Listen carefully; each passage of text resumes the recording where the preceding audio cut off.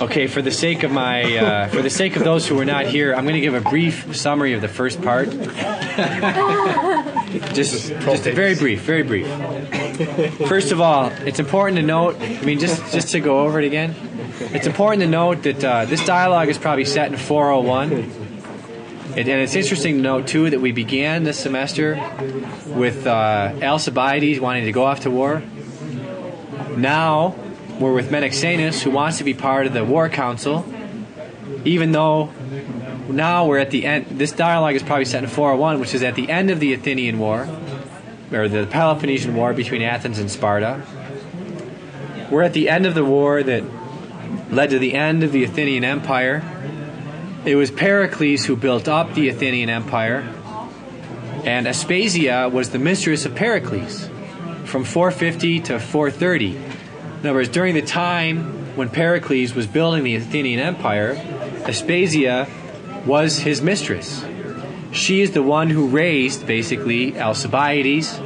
She herself was portrayed, she's basically portrayed by the Athenian poets, and Plato would have been aware of this, as a woman who is, she and Pericles never got married, they basically cohabitated. And Pericles kept around him a bunch of analytical philosophers, and a bunch of modern philosophers and sophists who were in his cohort. And she was the leader of the cohort. She was the first feminist, Aspasia, the first feminist. No? Or should we leave that to Mary Wollstonecraft and Mary Shelley? Anyway, we can debate about that after class. So, but Aspasia probably ran a prostitution ring in Athens during the time the empire was being built. After Pericles died in the late 420s, like 427, I think he died. She tried to marry another demagogue who would. So she could be in power. So she's like the mistress of demagogues. That's Aspasia. Mistress of demagogues. And then we went over also different reasons why Athens became an empire. She had greater technology. She could lay siege to cities. She built a wall connecting Athens, the city, to the Piraeus, which was separated by several kilometers. And she had a navy that could sail circles around other cities. Sparta had a superior, in the Peloponnesian War, Sparta had a superior army. They could always beat someone on the field of battle. So in the beginning of the Peloponnesian War, the strategy of Pericles was to not meet Sparta on the open field of battle, but instead to use the navy as a way of always doing like hit-and-run operations against Spartan troops, and then to lay siege to cities to take them over. Then the great time of ancient Athens is the time of Pericles. After the first several years of the Peloponnesian War, Pericles gives a funeral oration, which is a famous one. It's in Thucydides' History of the Peloponnesian War. And many people saw Pericles as the great statesman. What I'm suggesting in this class is that Socrates is suggesting that while Pericles is great, he had the best science, the best technology, and the best philosophers, the best musicians. He had the best of everything in Athens in his court. But because he failed to control, because the leaders of Athens gave in to the money-making passion, the passion for lust, and the passion for power, that all happened under Pericles. That is the ultimate seeds that led to the demise of Athens itself. Athens was built on a bunch of Joe and Jane six-pack farmers who developed the land and developed the city based on human work. The polity of Athens. So again, we're in the tetralogies where we're putting forth all the considered hypotheses of what true leadership is, or what the truth is. And the suggestion here is true leadership someone who can manipulate the people so as to keep Athens in power and keep the empire going, Or is the true leader is the one who knows what the common good and knows how to limit the desires of himself and the people so as to maintain the city in a kind of state of moderation, right? And ironically, Aspasia, we learned in the early part of the dialogue, right, that Socrates starts to praise people who are not immigrants, who are raised in the land, and who are brought up by their own mothers, not their stepmothers. Well, Aspasia is the opposite of that. She's an immigrant. She's from a foreign land. She doesn't share the morals and the hard work ethic of the Athenians. And she was a stepmother, not a mother. My suggestion is that in almost every part of this speech, there's going to be a way in which you can imply some sort of opposite. Or you could learn the opposite of what Athens was or became. And by piecing that together, you can learn what Socrates thinks true political leadership is. So the best polity is the polity where the best men rule, but they rule by popular consent.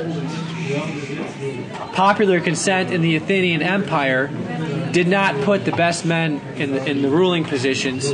It put the demagogues and the power mongers and the lustful in the ruling positions. When he gives his history here of Athens, first he speaks about Homer and the poets of ancient days. I think we're caught up now. First he speaks about Homer and the poets of ancient days.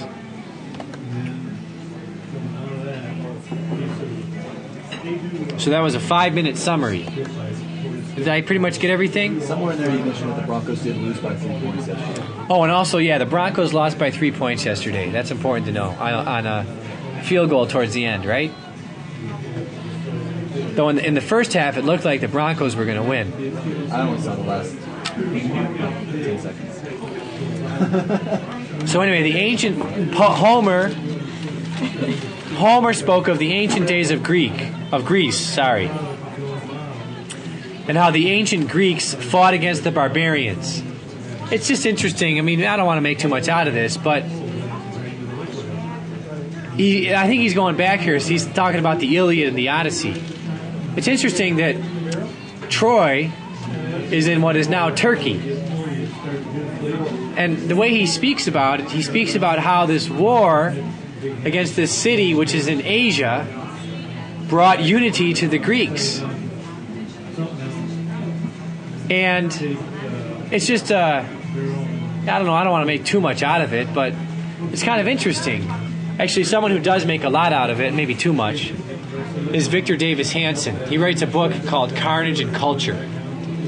And in his book, Carnage and Culture, he basically goes through the history of great battles between West and East, between Asia and between the West. And he says there are some features of Western culture that make it such that over time, not in any one given battle, but over time, the West will always defeat the East in warfare.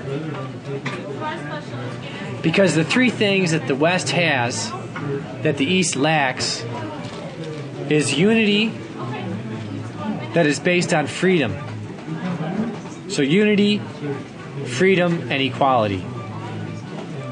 Right? Citizens have rights in the West. They can use those rights always to make claims against the government.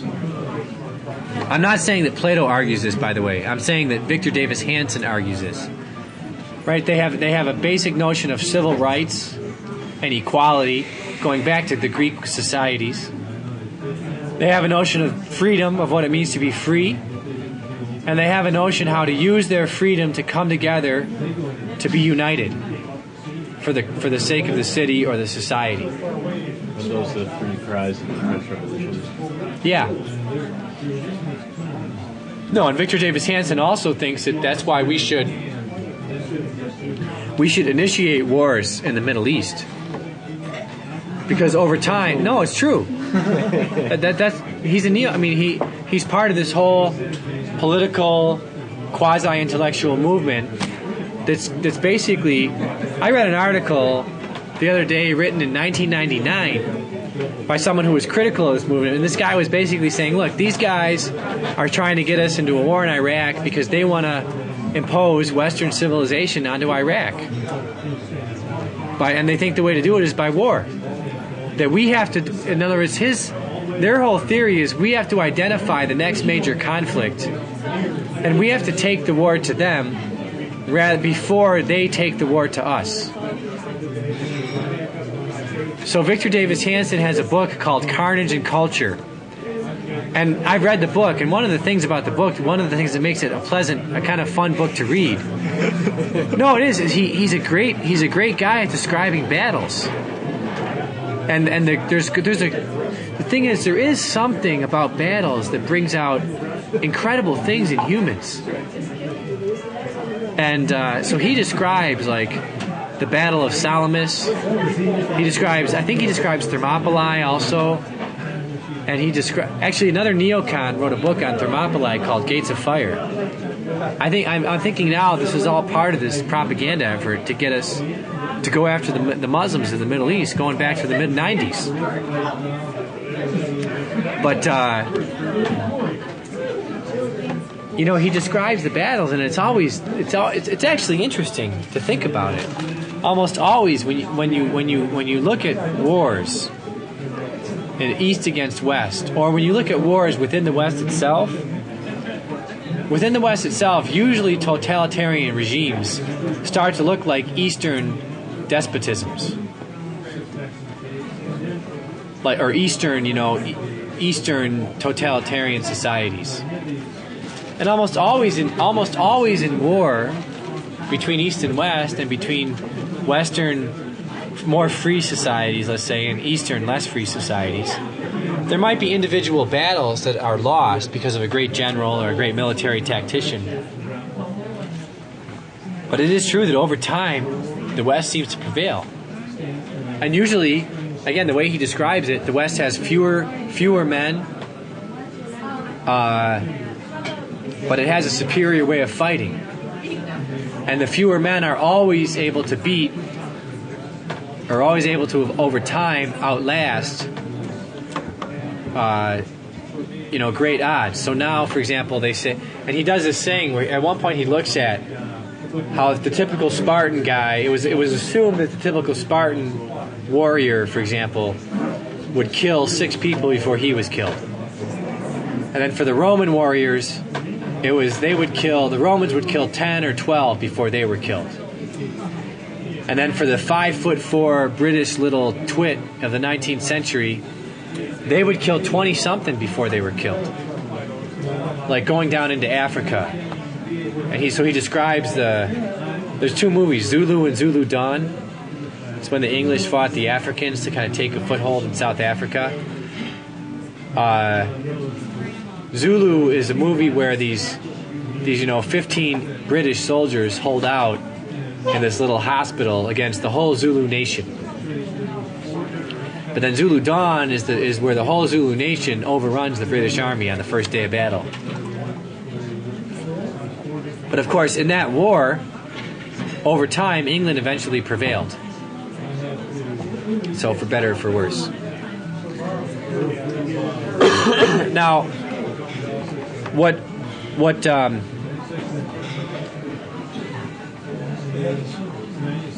I think one of the things that Hanson identifies, let's say that, so Hanson would also say, basically, like people who agree with him would say, we have to take the war right now to the Middle East.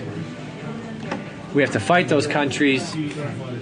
Over time, they'll break up into smaller principalities. I read a paper a couple weeks ago that was written in 1999, I think it was, where this one guy was saying that he hoped in the end what happened in Iraq is that Iraq would be divided up into 3 smaller states, Kurdistan, Sunnistan, and Shiite nation maybe united with Iran, but then we'd break up Iran too. Right? Because the idea is 3 smaller states, they'll fight with each other, and then Israel can more easily control them.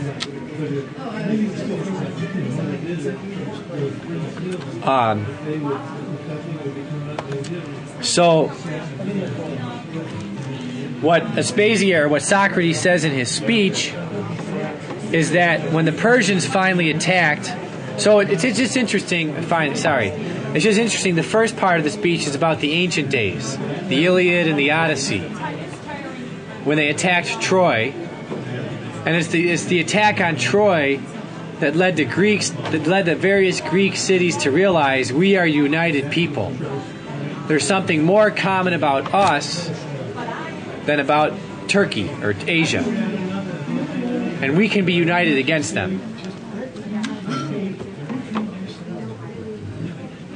Second point is the Persians. And at least the way the author translates the passage, what the Greeks learned, the Persian Wars took place around 500 to 490 AD. So about 60 or 70 years before the Peloponnesian War. But you mean BC? Sorry. 500 to 490 BC. Yes, thank you. 500 to 490 BC, I'm pretty sure, is the Persian Wars. The Athens became a democracy, I'm pretty sure, in 510 BC.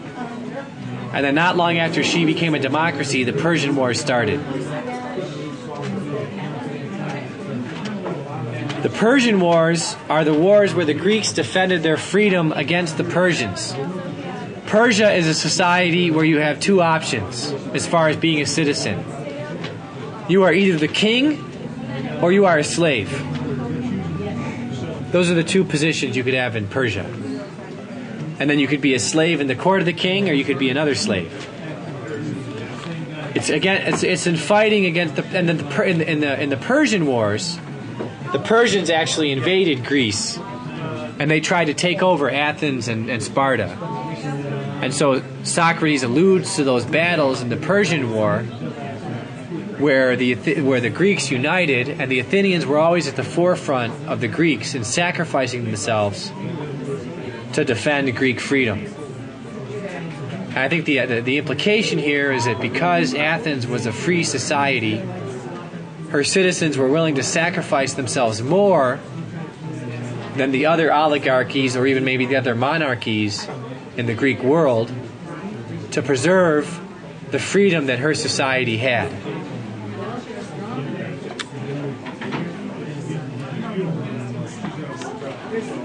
Once Persia is warded off, envy and ill will arise.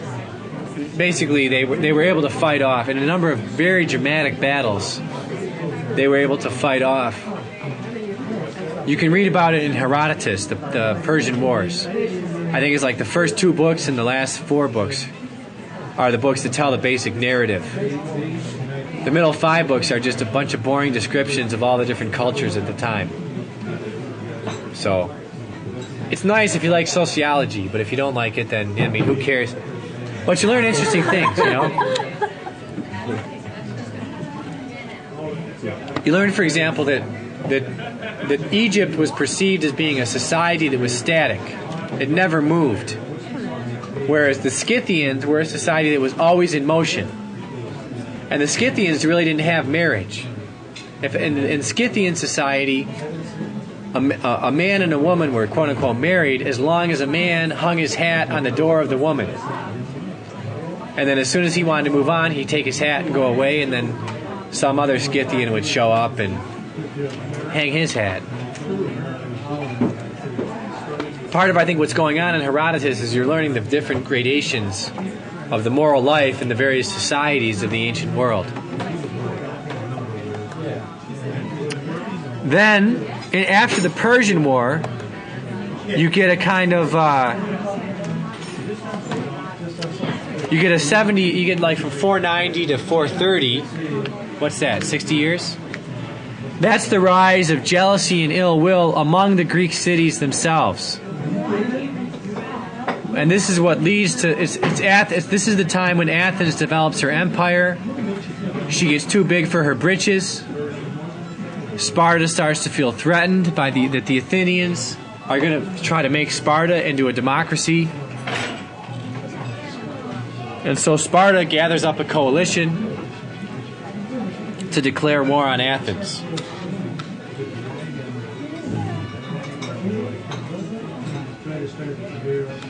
It's an interesting little quote in here. He says, "We lost that war." It's a paraphrase of a quote, but he basically says, "We lost that war because we set out to defend the freedom of the people of Leontini." So basically, this is interesting because what is Leontini? The war that basically broke the battle that broke the back of the Athenians during the Peloponnesian War was the Battle of Syracuse. Syracuse is a city on the island of Sicily, and Syracuse was an oligarchy, but it was a city that was free. I mean, they had a kind of freedom there. It was bigger than Athens, and it kind of dominated Sicily. It kind of had what we would call hegemony over Sicily. Leontini was a little island, was a little city on Sicily as well. And Athens set out to conquer Syracuse as a way of protecting the freedom of Leontini.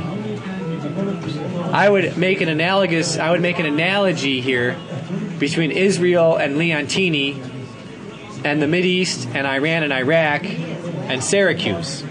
The analogy falls short because Syracuse was bigger than Athens in population. And Athens had to send her whole population, her whole military force, and exhaust all of her economic resources to try to take over Syracuse. And the whole Athenian army was wiped out in the Battle of Syracuse. And she lost her greatest general, Nicias, in the Battle of Syracuse. So you can only push this analogy so far, but it's interesting that the way they got involved in Syracuse is that Alcibiades, who again is the lustful son, or the lustful man who was raised by Aspasia, Alcibiades basically wanted to go to Syracuse. He wanted Athens to go fight in Syracuse. And Alcibiades was like Rumsfeld in the sense that he thought they could go to Syracuse and take over Syracuse with like 2,000 troops. Right? In other words, he thought that with a small force, they could go and take over Sicily and take over Syracuse. Nicias is like, I would say like right now, either John McCain or anybody who might be proposing that we send a lot more people into Iraq, in the sense that Nicias basically, when Alcibiades was saying we got to take over Syracuse, Nicias stood up and he said, hang on a second. And Nicias tried to make a proposal that was so outrageous that he thought nobody could accept it. Right? So Nicias said, well, if we're going to take over Syracuse, we're going to have an army of 12,000 men. We're going to have to use all of our ships, and we're going to have to build more than the ones we have. We're going to have to send all of our grain for several years to go with the army. And that's the only way we can take over Syracuse. And I think Nicias, at least the way Thucydides tells the story, that Nicias thought that once the Athenians heard this, they would say, oh yeah, we can't do that. That's a terrible idea. Right? Well, what happened though is the Athenians said, yeah, let's do that.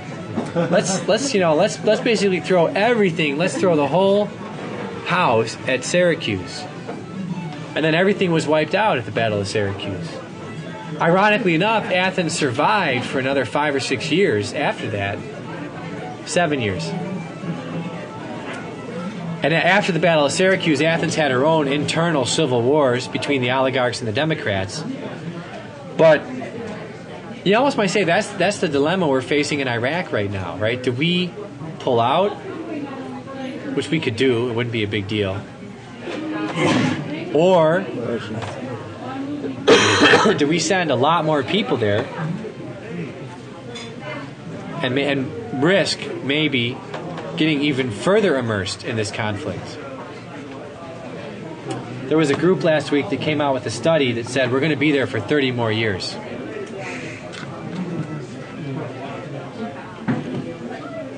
And then Rumsfeld sent a memo around the White House before he resigned, basically saying, in order to really stabilize the situation in Iraq, even if we do pull out, we're going to have a time where we have a huge influx of troops.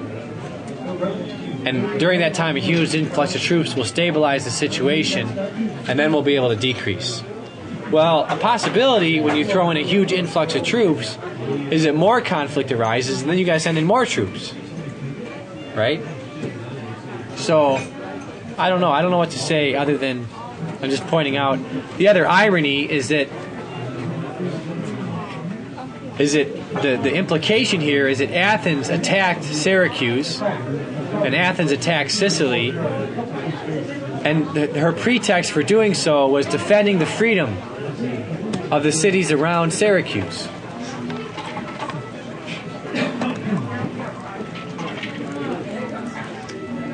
So he hints that one of the reasons that Athens ultimately lost the war is that a civil war developed in Athens itself. And I think it's all you gotta do is read Thucydides and you realize that's true. And that civil war between the Democrats and the oligarchs within Athens, it led to the downfall of Athens, and eventually Athens capitulating to the Spartans. And I would say this conference we were at this weekend, probably the two big themes of the conference. One is that we have a kind of someone is purposefully brewing a conflict between the United States and Muslim countries.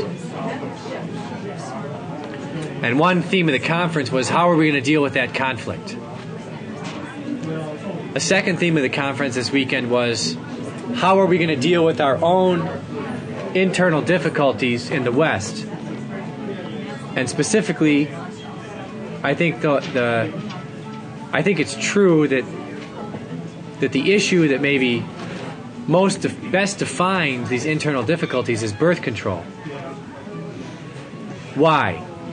Ultimately, if a society is setting out on the path of making money, the path of making money will put that society on the path of lust, pleasure, and then the path of power. There's a natural progress here. There's a causal relationship in human behavior. That a society that can't control its passion for wealth and its desire for sex will be a society that will become a society of control, and ultimately it will try to control others, other nations. Did Andrew talk to you about the lecture we went to on the family? No. And how there's this woman, Dr. Devil from St. Thomas Aquinas, I think. Or Thomas Aquinas up in Minnesota? Yeah. She was basically... Not Dr. Evil, but Dr. Devil. Dr. Devil, yeah. she took Right. Familiaris Consortium, Yeah? and she compared it to the Republic, Yeah? and the role of the family in the Republic. And she basically said that Socrates got everything wrong because he failed to recognize that there was a vocation in parenthood and that there is an innate good in the family. Right. And so Andrew and I were sitting there, and we actually asked her, like, what the innate good of the family was, and she said that was the communion of persons. And I said, well, isn't that the innate good, is the communion of persons, and then the family is a sacrament that gets to that innate good. And so we asked her to speak more about how Socrates works with the communion of persons working together in the city to better the city. And breaking down the nuclear family unit, because I told her, I said, after the resurrection, the nuclear family doesn't exist. Right. It's the communion Yes. of people. It's not the family in itself that is preserved. Right. Right.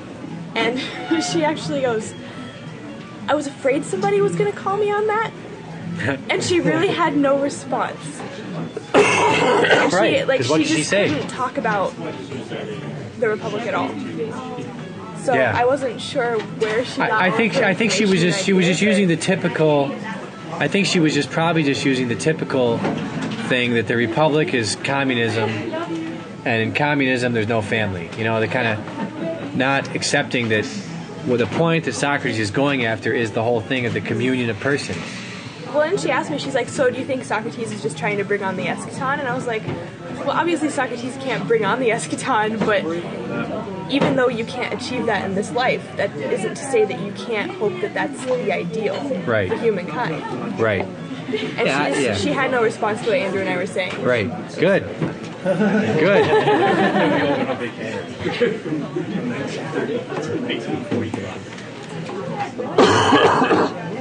And then at the very end, he has the dead fathers warn the sons about certain things. And I actually think about it, it's just going back to birth control. What is birth control? The very name itself, right, is birth control. Right? The whole idea of birth control is we're going to control birth. We're going to control society. We're going to control others. We're going to control our wealth.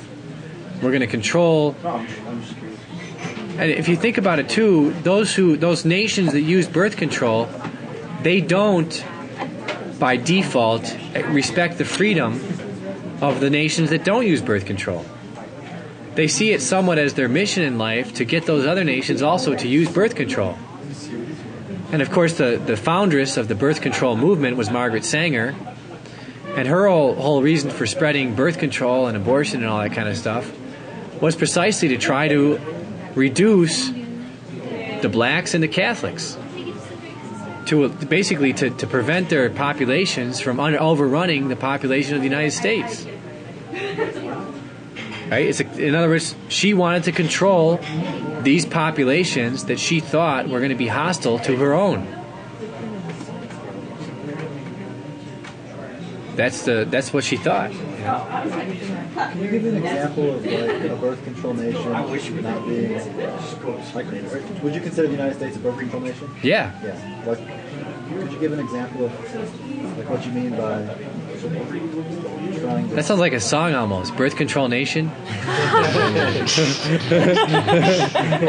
Patrick, you'll have to write one for us. Oh, it's terrible. It has to be good sarcastic, you know.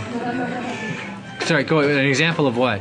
Well, how you said that birth control nations don't want to spread. They don't respect the rights of, not the rights, but you know the. Right, almost every third world country. So, like, would you say the intervention in Iraq and the conflict in the Middle East? Yeah. But I mean, more straightforwardly, almost every third world country, if it wants to get international aid, it has to accept birth control policies that are implemented by the Western countries, either Europe or the United States. That's a condition of getting foreign aid. So it's coercion. It's not respecting their freedom. The Kenyans don't want condoms. They think condoms are stupid. Someone told me that when I think the New Yorker or the New York Times one time wrote this article about condom ads in Kenya and how the Kenyans make fun of them. I mean, even just the animist Kenyans. Now, I'm not talking about Catholic or Christian Kenyans. Just the primitive animist Kenyans, they make fun of the condom ads because they see a lack of fertility as a sign of basically the gods are not favoring you. Yes. But in Africa, like birth control is almost, I mean, at least condoms are almost completely for the stop spreading sexually transmitted diseases. I think that's a pretext, actually. I think there's a lie that's going on there. I don't think it's. I think there's very few cases where they're really concerned about venereal diseases. I mean, millions died of AIDS. Right, but I think I know. And I mean, it's hard. I'm just wondering, like, if you're, like, I think unilateral birth control is in two ways, and like, where like a Western country might try and tell a third world nation, like, use condoms or use birth control. Like, they could be addressing an issue, like, say, like, sexually transmitted diseases. But as fertility, they're not addressing like the issue of people having like just wanton sex. Yeah. No, I know. Yeah. I mean, how do you draw that line, so to speak, of where you judge the intention, so to speak? I mean, with China, they just put a law on how many kids you can. Right. I mean, they weren't concerned with. I mean, in some areas, like, it's a matter of health. Right. I think these arguments. So I personally think a lot of these arguments about health, using health as a pretext for spreading condoms. I think number one, I think they're misdiagnosing the problem as AIDS. Because and number two, I think they are, a lot of these people that are spreading condoms in Africa are the same people in the 80s that worked in the United States who were whipping up the AIDS crisis in the United States. So I think number one, there's more of an ideology at work here. Number two, I would say that if you look at the population that's getting AIDS, that a lot of those people, they're living in conditions where they lack food, they lack good food, they lack good sanitation, they lack clean water, and they've been uprooted from the country wherever they've lived. They're now living in cities or something like that, and they're living in conditions where basically they're getting sick in so many ways, and their body is being so poorly taken care of that their immune system breaks down. And so I think in a lot of these cases, if you would just give people clean water and improve the sanitary conditions and give them food, the quote-unquote AIDS symptoms would go away. So I personally think that the crisis is being a little bit overblown for ideological reasons. I think in part it's because the people that are pushing the condoms, they really want to push condoms. They have a kind of mixed agenda. It's not even just condoms, though. They have like a lot of reports of problems of like camps where women just won't take their birth control pills. Right. So they're having problems. So I mean, it is. Well, birth control pills are a huge thing that they're pushing too, and that's not going to stop the transmission of anything. Right. I mean, that's going to keep you from having children with AIDS, but that doesn't mean like if you already have AIDS, like you're going to pass it through your breast milk too. So it doesn't really address anything. Right. So I think those who are saying condoms, I think in the end they have mixed agenda, and I think they're using, and it's very easy to use the suffering of a disease to appeal to people's emotions, to get everybody caught up, and then to be able to push the other aspects of your agenda.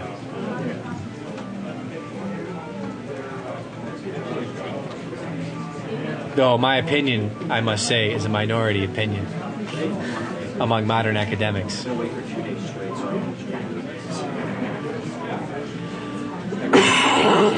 Just on this one issue, though. Yes. Yeah, only on this one. Not the I don't know. Do you have a follow-up comment or question or? I just think I think it's a hard, thing to discuss because,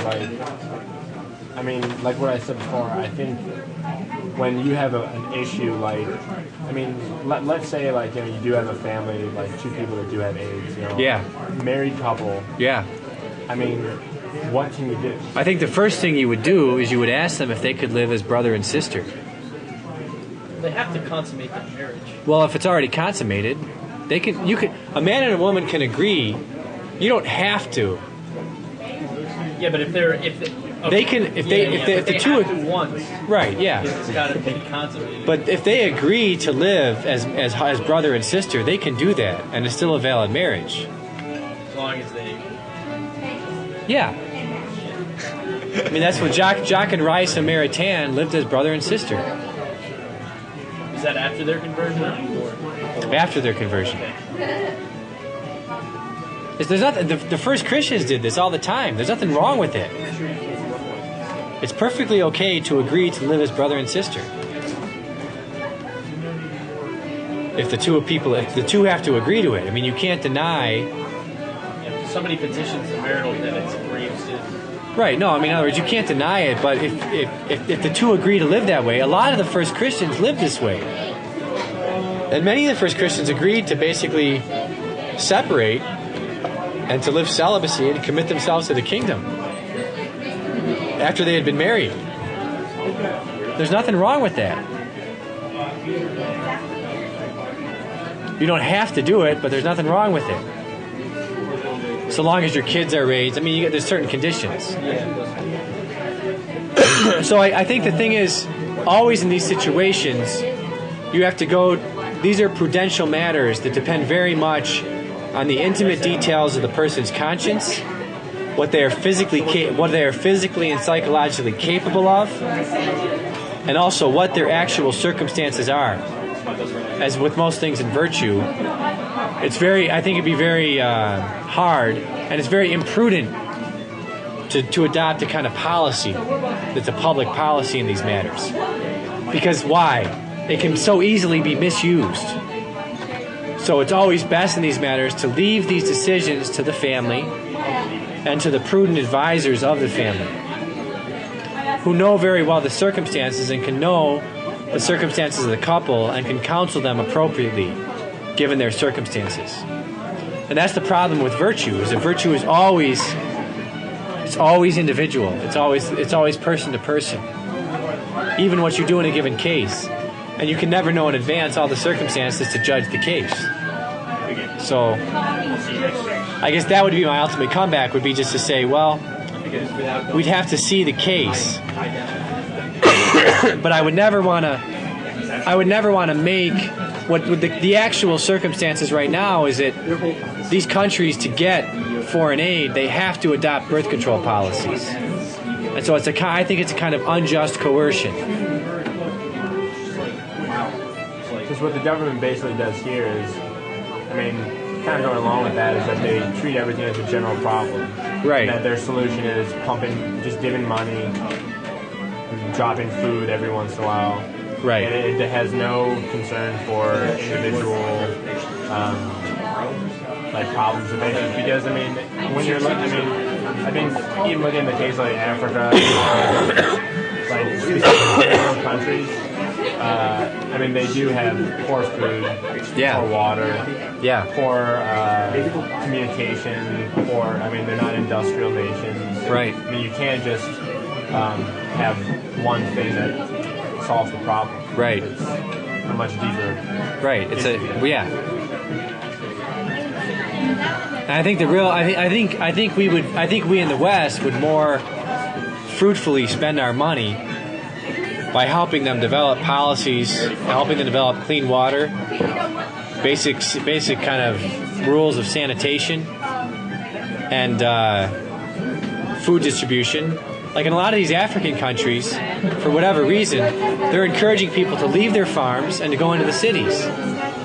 And so there's a situation where you're getting a lack of food. It's not because there's a lack of arable land. It's because no one's on the land anymore, and everyone's going off to the cities in the promise of living the Western hedonistic lifestyle. And then they end up in these slums with poor sanitary conditions, no job, no food, because there's no one's making any food. And so the best thing I think we could do would be to say to people, look, stay on your farms.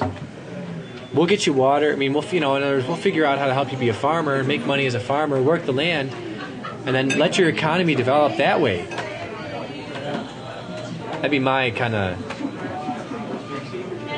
minority 2 cents worth. Isn't that kind of what they were saying at that forum? What forum? The beginning of the year. On like health. I didn't go to it. I was surprised how sort of it basically said that we were gonna like work with the communities that already exist and try and help within the structures that already exist. That'd be great. And get them to take ownership and whatnot. That'd be great if that's what we actually do. Like I think he called them like community. It was what was it like the title of it? Like Communities of Hope or something like that. I don't know, something like that. But like, Millennium Villages. That's right. Like that's exactly what they keep them doing what they're doing and earning money the way they're doing it, but they're making it more effective. Like they're helping them be better farmers. And, like providing local clinics so that they can still be farmers. You know? Right. Which I was very surprised, because that is the approach that you have to take with these third world countries. Because then they take ownership of their own development. Yes. Yeah. And it's not like this imperial. Right. And then actually, I think this is how he ends this speech. He said, basically, the dead fathers, what do they warn the sons? They first warn them about wealth. And it seems like he's saying to them, don't seek glory by the pursuit of wealth. Instead, encourage your sons to seek glory beyond the way we sought it. In other words, seek glory by working the land, by protecting your society against invaders, and by basically the principle, he says, adopt the principle of nothing too much. Don't get too upset at sorrows, and don't get too joyful at victories. Don't try to have too much wealth. And he seems to suggest that these things could be the beginning of the end of your way of life if you give in to them in an unrestrained way. So, moderation. Moderation seems to be the virtue at the end, and the virtue that Pericles and his family and Athens as a whole started lacking in the 450s, in the 440s, which led to their ultimate demise in 404. And the suggestion here is that there are some vices or some passions, they don't destroy you right away, but they destroy you over the course of several generations. And so while this is kind of a great funeral oration, I think there are subtle hints in it by which we could begin to develop a critique of an alternative mode of government than the Periclean mode of government, which is the superior one at the time of the death of Socrates. That's all I had to say.